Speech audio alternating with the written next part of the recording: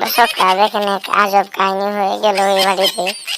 দেখেন একটা আজব কাহিনী হয়ে গেছে। সেটি দেখেন, আমি চেটে গেলাম, ভাই আপনি এখানে কি হয়েছে ভাই, এত মানুষ কেন এখানে?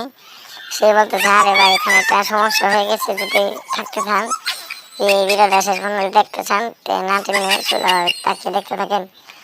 সে বলতেছে, দেখেন এই মেয়েটি কয়েকদিন আগে একটা স্বপ্ন দেখছে। স্বপ্ন দেখে তার দাদা তার জন্য অনেক সোনা দানা মুক্তধন হয়ে গেছে। এখন এরকম স্বপ্ন দেখছে, সে কোন জায়গায় থেকেছে সে এটা বলতে পারে না। এই জন্য দুজন কবিরাজ আছে, দুজন কবিরাজ কারেছে। কবিরাজ কারে বলতেছে, একটু আমি একটু ধরি আপনার বাচ্চা দেখি কিরকম লাগে না। সে কোন আমার এটাই মেন, এটা দোকান দিচ্ছে, এটা আমার ঘুরে দিছে। দেখেন সে কবিরাজি বলতেছে, সে বলতেছে এটা কি আপনার সরকারি? সে বলতেছে হয়, এটা আমার তুলার রাশি। সে বলতেছে দুজন লোক বইকে ধরতে হবে। সে বলছে ওকে। দেখেন এরকম করলে তুলার রাশি উল্টো করে দেয়, সে তো খারাপ গেছে। সে তো পড়ে গেল। দেখেন হাসতে সে পড়ে গেল, সবাই মিলে ধরতেছে তাকে। দেখেন দেখেন কি করে, দেখেন দেখেন দেখেন তারা সবাই মিলে ধরছে তাকে। আস্তে আস্তে সে মন্দির না, সে আস্তে আস্তে ধরছে। এখন দেখেন পেটটি তাকে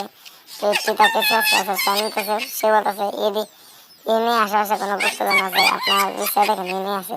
সে বলতেছে এখানে আছে, এখানে আছে। দেখছেন সে এখানে উড়াধরা খোঁজা শুরু করলো। সে দেখেন কি সে খোঁজা শুরু করে। সে বলতে সবাই মিলে ধরেন ধরেন, সবাই মিলে ধরছে। এই ছেলেটি তুল থেকে আসলে এখানে গুপ্তধন আছে। মেয়েটি বলছে, এই ছেলেটি বলছে আপনি সত্যি স্বপ্ন দেখেন? মেয়েটি বলছে, দেখছেন আমার স্বপ্ন কোনদিন মিথ্যা হয়, আমার স্বপ্ন সত্যি হয়েছে। দেখছেন সে বলতেছে, আরে আমি তো বেশি আটা বলেছিলাম, এখন দেখা আছে স্বপ্ন। বলুন দেখেন সে তার টেনে তুলতে পারছে না, সে টেনে তুলছে। দেখেন এটা কত সোনা দানা রয়েছে, চুরি টুরি অনেক কিছু রয়েছে, মেয়েটি খুশি হয়ে গেছে।